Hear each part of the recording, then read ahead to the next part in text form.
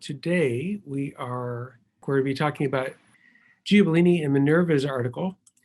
So I want to remind everybody about freedom of speech. And I talked about this the very first day of class, but I want to just reiterate this, that everyone has a right, in this class at least, to say what they think is true.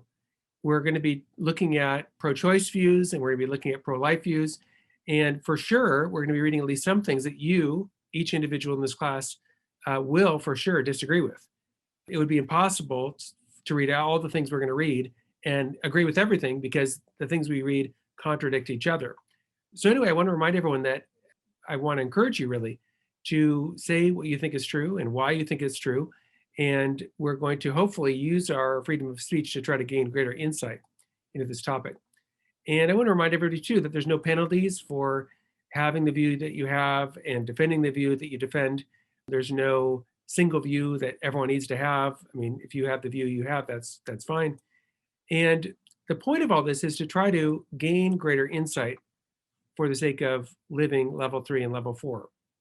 In other words, what I hope to do is for all of us to gain greater insight so that we can have more level 3 and level 4 happiness.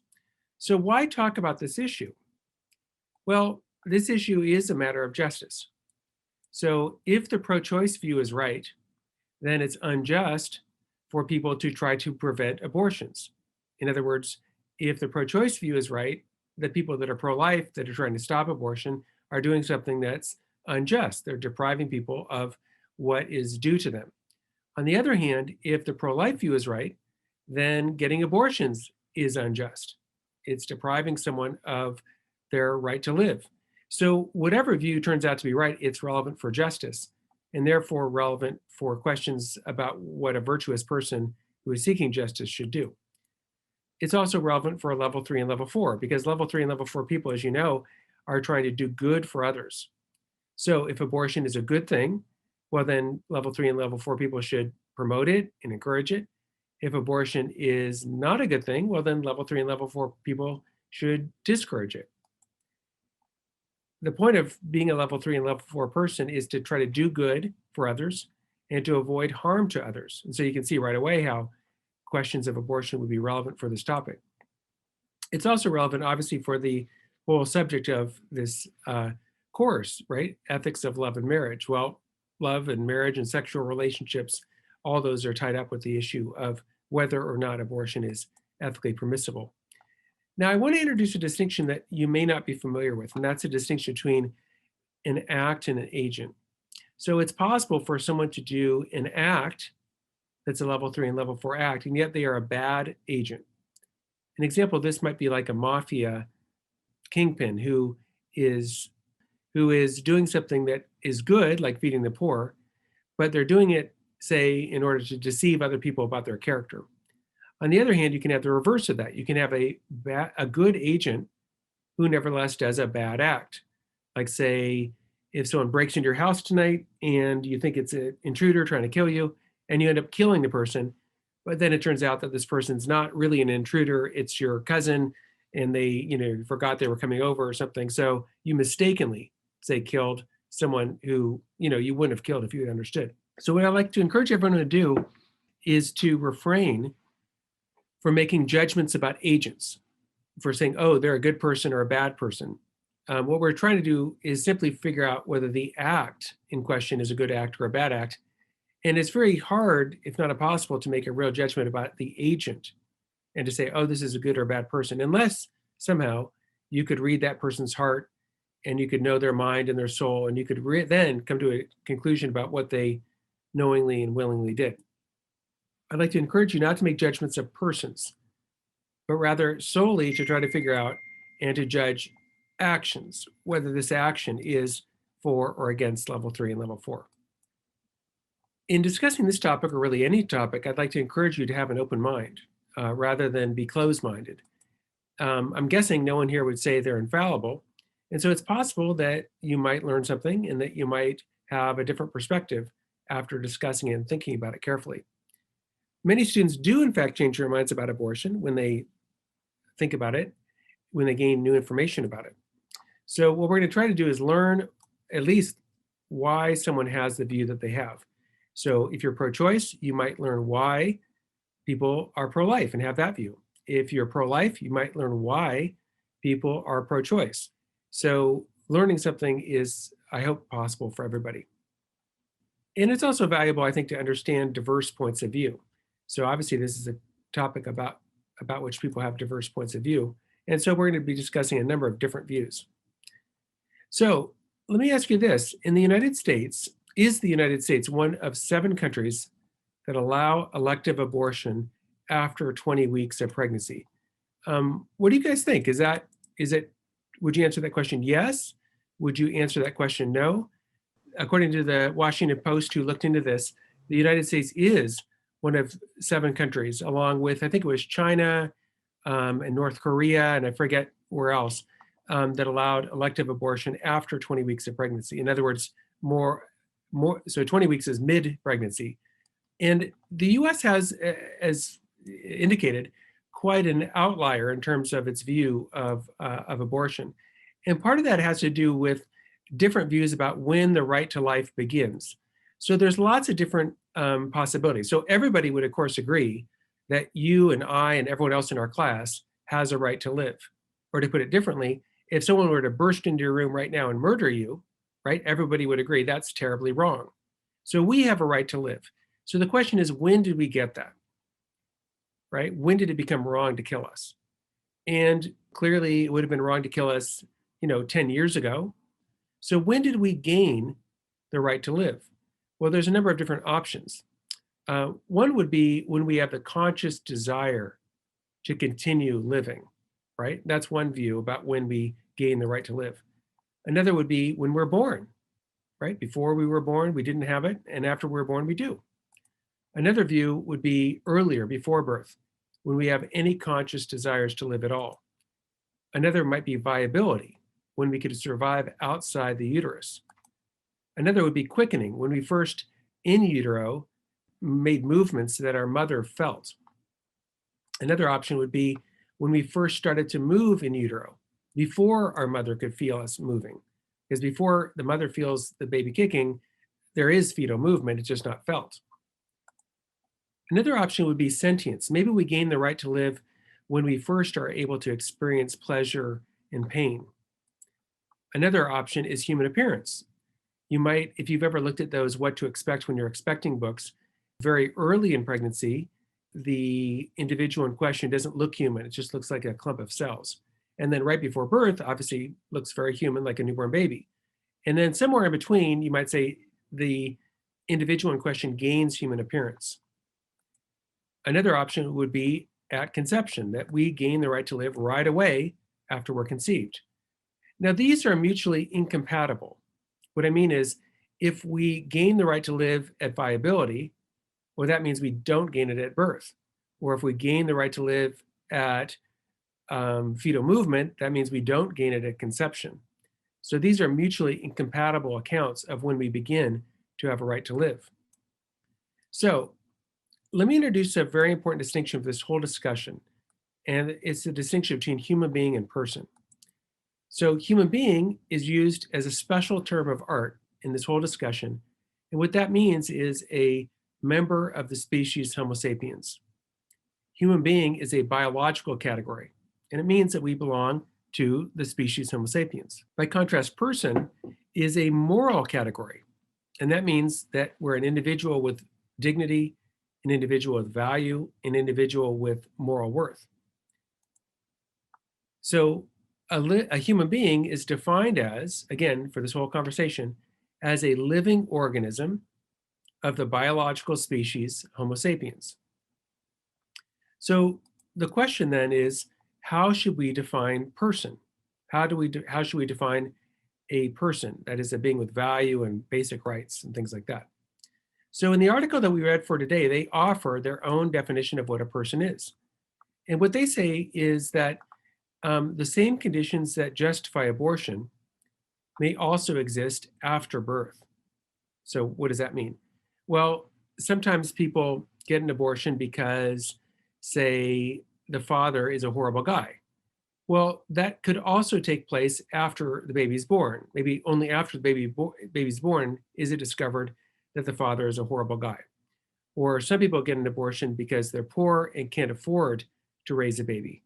But that condition might also exist after a baby's born. Like, for instance, maybe a baby's born, and then the next day, the mother gets a notification that she's been fired from her job, or a notification that her company's gone out of business. And so she now finds herself being very poor. So the idea is the same conditions that justify abortion may also exist after a baby's born. And so the authors say the same arguments that apply to killing a human fetus can also consistently be applied to killing a human newborn.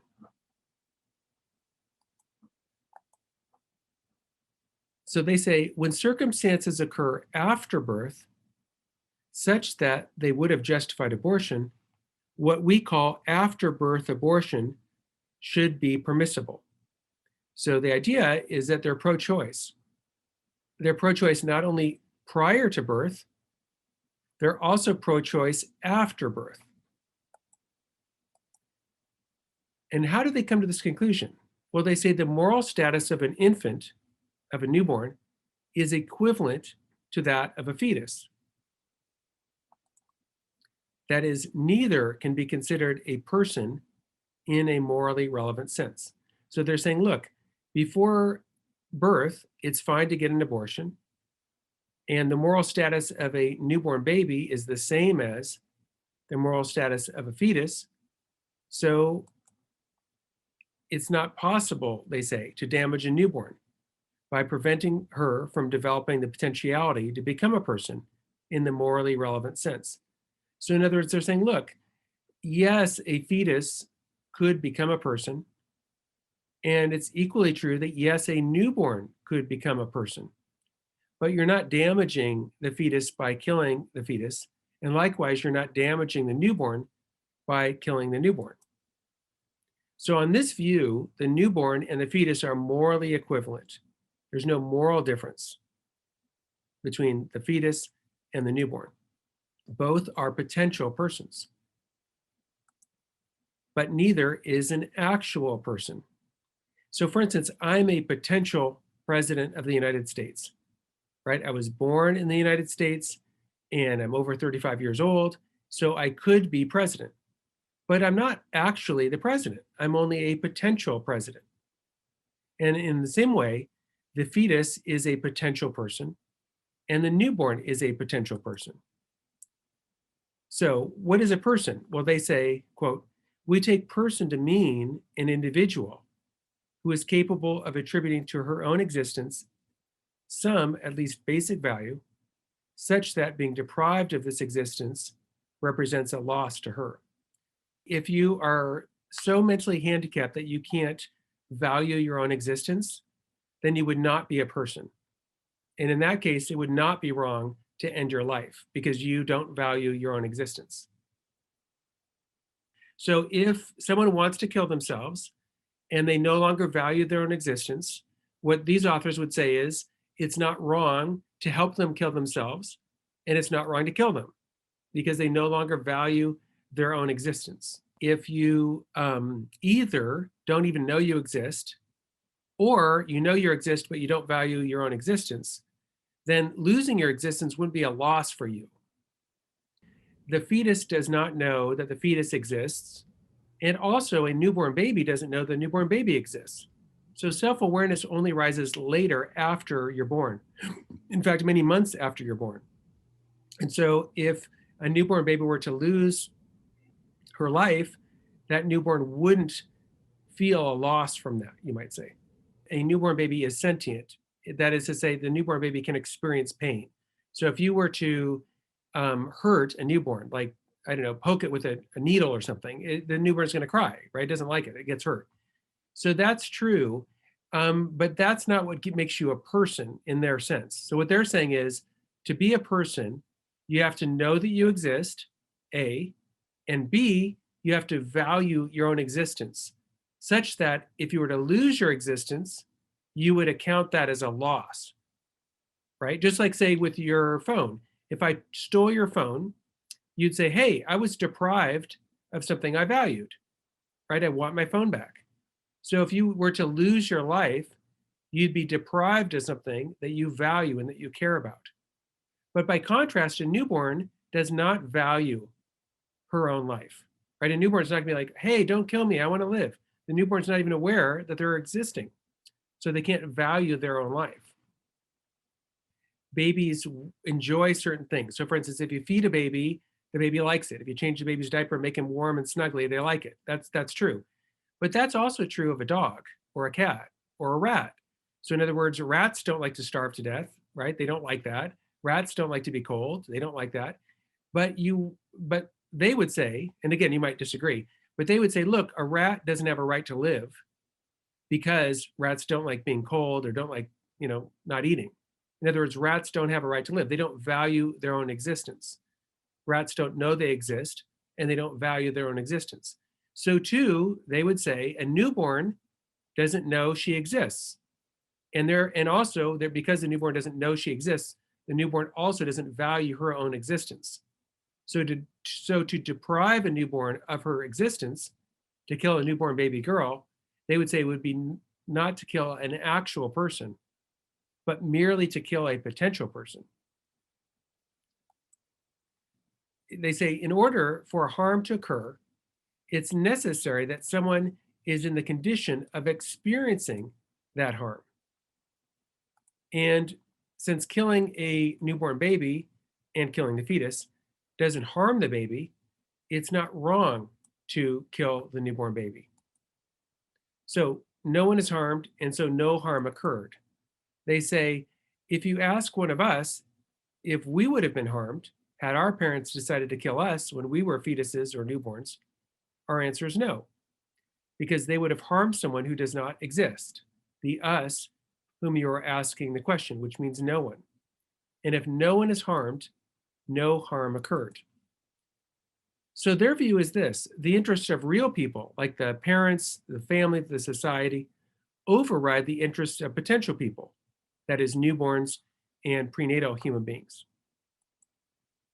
So, on their view, killing a newborn is morally permissible. Now, they point out that newborns are expensive and burdensome, right? If you have a newborn, you've got to feed it, you got to take her and put her in the car seat, you got to change her diapers, you got to do all kinds of stuff, and it's a real hassle.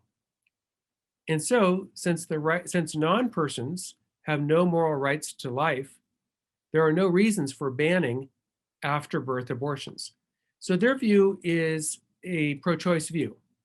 We should be pro-choice before birth, and we should be pro-choice also after birth. If you know you want to get an abortion, it probably would be a good idea to wait or not to wait to get an abortion before the child's born. But there's a number of factors. One would be this, and this is rare, admittedly, but there are some women who don't even know they're pregnant. In fact, there's a whole show called I Didn't Know I Was Pregnant. And so there are some women who, they start feeling sick or whatever, and all of a sudden a baby comes out. Now that is very rare. But there are other cases where people only find out about a situation that they would want to alleviate after the baby's born.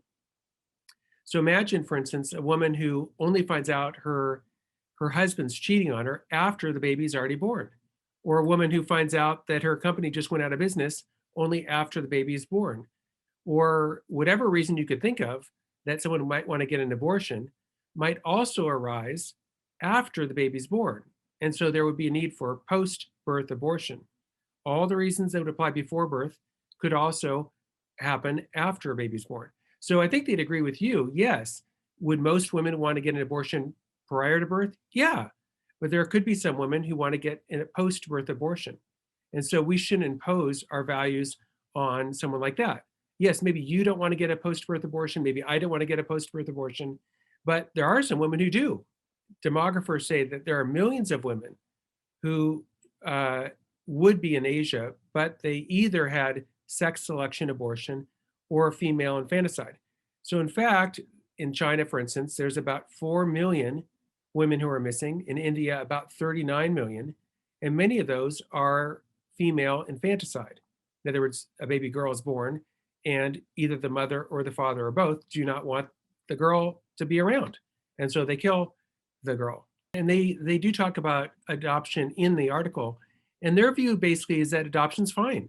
If you or I or whoever wants to adopt, that's fine. But you should also have a choice to do post-birth abortion. So they're not saying that you have to do post-birth abortion. Maybe you or I or whoever would decide, hey, we want to, place this baby in a family. And in the United States, at least, there's about 1.5 million couples that are looking to adopt babies. So there's lots and lots and lots and lots of couples in the United States who would want to adopt a newborn baby. But maybe an individual says, hey, I don't want to place my baby for adoption. Their view is that that individual should have the option and the choice of post-birth abortion.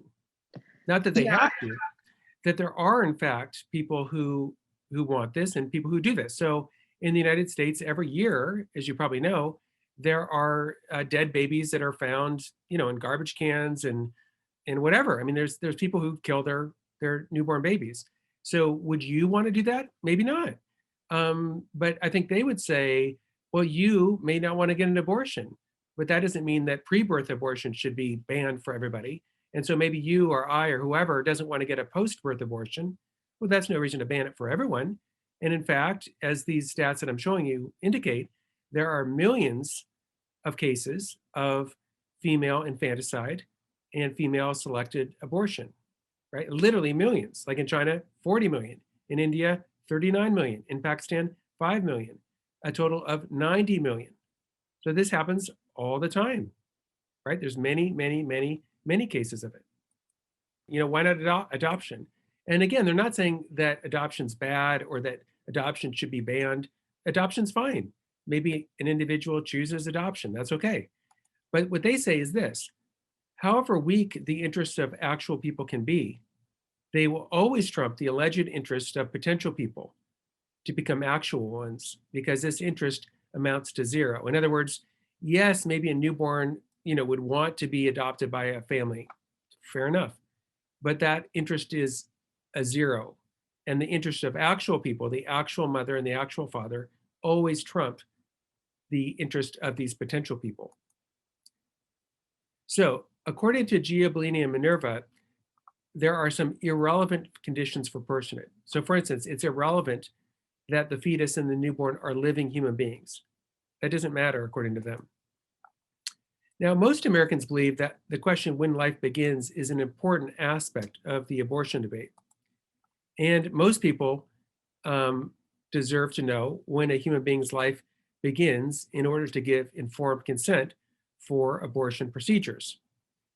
So which group would you say is most qualified to answer the question, when does human life begin? Would you say biologists or philosophers or religious leaders or Supreme Court justices or voters? About 80% selected biologists. And the majority explained that they chose biologists because they view them as objective experts in the study of life. That's what they do. And what did the biologists say about when human life begins? Well, they actually did a big survey of biologists. And what the biologists said was that 96% of them said that human life begins at fertilization. So very, very high percentage. Now, Giubilini and Minerva don't deny this. They think that a human life begins in utero. They're not denying that. But what they're saying is that the human being in question is not a person. And it's not a person all the way through pregnancy. And it's also not a person even after the newborn is born. So they accept the scientific finding that a human newborn and a human fetus are both alive and are both members of the class of Homo sapiens. They accept the scientific evidence and the evidence both of life and of being a Homo sapien. But for them, being human isn't enough for having a right to live and having moral worth. The philosopher Peter Singer is pro-choice for both abortion and infanticide, and he says, it's possible to give human being a precise meaning. We use it as equivalent to member of the species Homo sapiens. Being a member of the species, given species, is something that can be determined scientifically by an examination of the nature of the chromosomes of the cells in the living organism. And he says, There can be no doubt that from the first moments of its existence, an embryo conceived from human sperm and eggs is a human being. But that's irrelevant for Giubilini and Minerva. Viability is also irrelevant. Viability is the ability to live outside the womb. But Giubilini and Minerva think that doesn't matter. And part of the reason it doesn't matter is think of conjoined twins. In many cases of conjoined twins, one twin depends on the other for continued existence. Viability is relevant to technology, depends on technology, but that seems odd to say that your right to live depends on where you live and how rich you are and how much technology you have. It's also over-inclusive because what about quickening or fetal movement? Giubilini and Minerva would reject that too. So it's irrelevant for being alive, and it's irrelevant for being a human being. And they would say it's irrelevant for personhood. The fact that you can move doesn't make you a person, right? They're paralyzed human beings that are persons that can't move. So quickening and fetal movement are really irrelevant. And they think birth is irrelevant too. Dogs, cats, and rats are born. And theoretically, we could have ectogenesis, where the whole human being is nurtured, as it were, outside the womb from the very beginning. And birth is also irrelevant, I think they'd say, because of fetal surgery. In fetal surgery, you remove the fetus from the woman's body, the location of the body, and then you operate sometimes outside the body, and then you can put the fetus back in. So if you held that location really gave you your right to live, you'd have to have the crazy view that you were not a person, and then during surgery you became a person, and then when you're put back in utero, you lost your personhood, and that there's another surgery, you become a person again. Well, that's a crazy view. That can't be right. And they think human appearance is also irrelevant. Why? Well, because some burn victims don't really look human, but they're still persons. And some wax figures do look human, but they're not persons. And so this is morally irrelevant. And it's really an expression of bias to think that you have to look like me in order to have basic human rights. So if Giubilini and Minerva are right, when does personhood begin? Well, it would begin when you are self-aware. And self-awareness begins around 2 years of age in human beings. So basically around 2 years of age, that's when your right to life would begin. So their conclusion is that if you agree that abortion is ethically permissible in certain social, economic, or psychological circumstances, then consistency demands that post-birth abortion, that is infanticide, is also acceptable.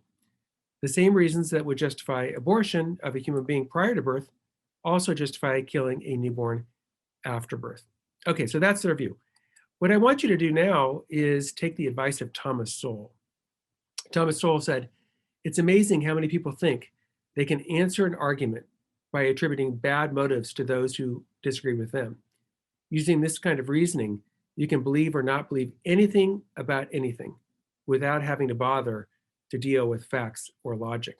So what I want you to do is I want you to think about their argument. And you might agree with their argument, you might disagree, but I want you to now to think about the strongest reasons you can think of for rejecting their view, right? How would you reject their view? Again, maybe you agree with it, but I want you to think about the strongest reasons you can think of for rejecting their view. The trouble with breathing, though, is a couple of things. I mean, one would be some newborns don't breathe right away. So it actually, breathing seems completely irrelevant for being a person. In other words, dogs breathe when they're born. Like, for instance, if you had a whole bunch of newborns, and there's a human newborn and a dog newborn and a rat newborn, just like if you had a human embryo, a dog embryo, and a rat embryo, a scientist could say, hey, this is human, this is a dog, this is a cat. But person is a different thing. So they would say, look, it's not a matter of science. It's a matter of ethics and reasoning. So their reasoning would be that the newborn isn't a person. And so therefore it would be okay on their view. Again, maybe they're wrong, but their view would be it's okay to kill this newborn. The idea here is something like this.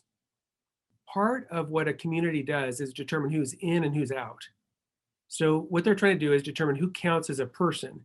And that is not simply a matter of science for them. That's a matter of what you might call moral philosophy. So in our society, we do not count fetuses as persons. In other words, we allow abortion. In some societies, they allow both abortion and post-birth abortion. In some societies, they allow, and this is like, for instance, in ancient Roman society, a father could kill even an adult son. So different societies draw who counts as a person in different ways. And so that's for us to decide. That's what this whole point is. We're talking about it to try to figure out who counts as a person. A human being who has the potential to be a person should be accorded basic respect. And that's true of a newborn, right? A newborn, if not killed, will grow up and be a regular person. Now, that view also would end up including the idea that pre-birth abortion is wrong. So it'd be both. Their argument is if you accept pre-birth abortion, then you should also accept post-birth abortion. But if you're pro-life, then the argument that they're making wouldn't work. All human beings are persons. And if that view is correct, then both pre-birth and also post-birth abortion both would be morally wrong. I think their view would be this, that parents should have the right to choose. And that right to choose is both prior to birth and also after birth. Because after all, I mean, think about it. If you bring home a newborn, you might realize only then how much work it is and how hard it is. And you might realize only then, hey, my partner is a horrible parent. You might realize only then, I didn't really like being a parent. I hate this kid.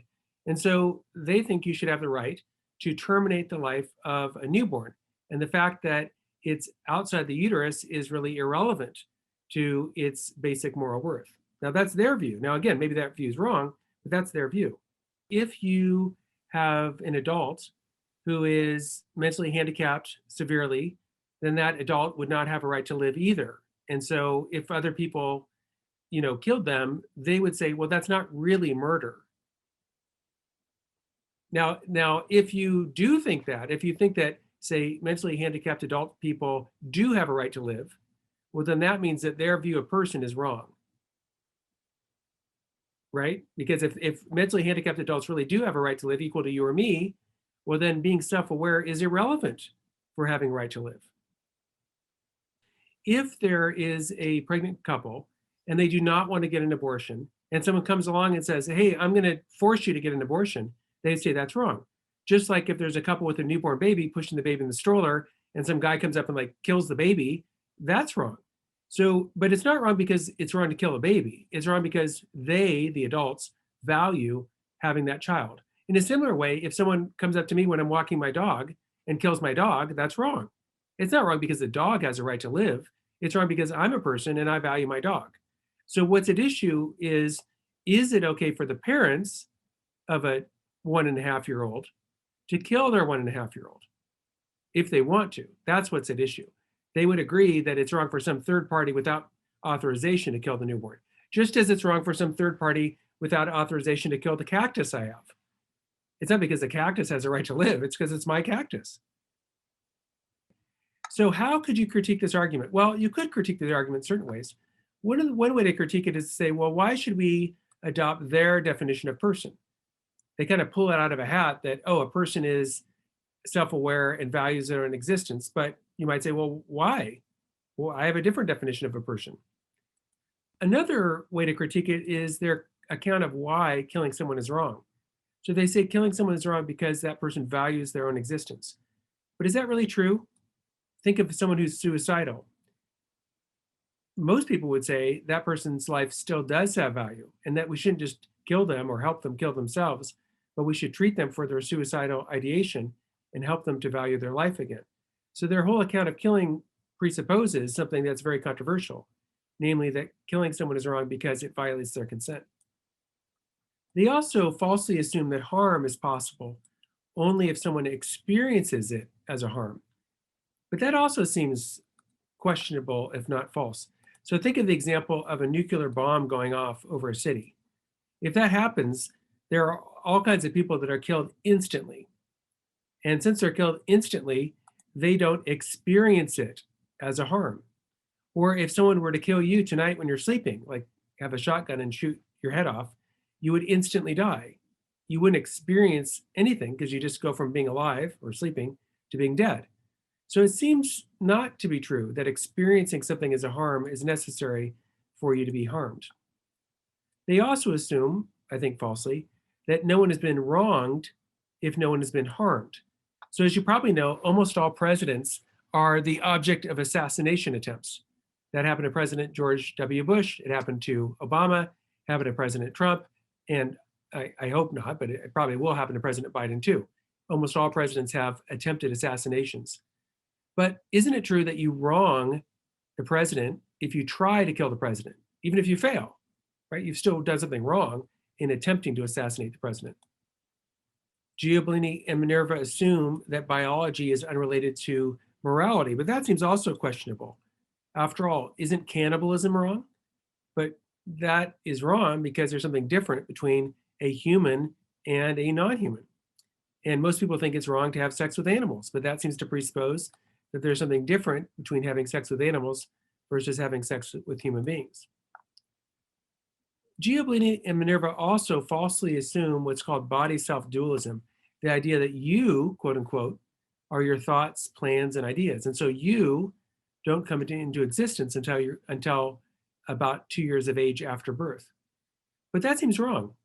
Think about cases of schizophrenia where there's an individual who has multiple personalities, multiple yous inside of them. Well, if someone cures schizophrenia and gets rid of all those multiple personalities, well, they haven't destroyed 4 or 5 different persons. No, there's only one person there, and that person is there before, during, and after the case of schizophrenia. So Giubilini and Minerva assume something false, namely that you are one thing and your body is something else. And their view has a surprising consequence. If their view is correct, you were not born, because you only come into existence on their view at about 2 years of age. But that seems false, right? You were born. They also falsely assume that not all human beings have basic dignity and human rights. That seems false, if not questionable. So there's a number of reasons for critically summarizing Giubilini and Minerva's view. And so with that, we'll bring our class to a close. Next time, what we'll do is we'll look at another pro-choice view. And this view holds that pre-birth abortion is fine, but post-birth abortion is wrong.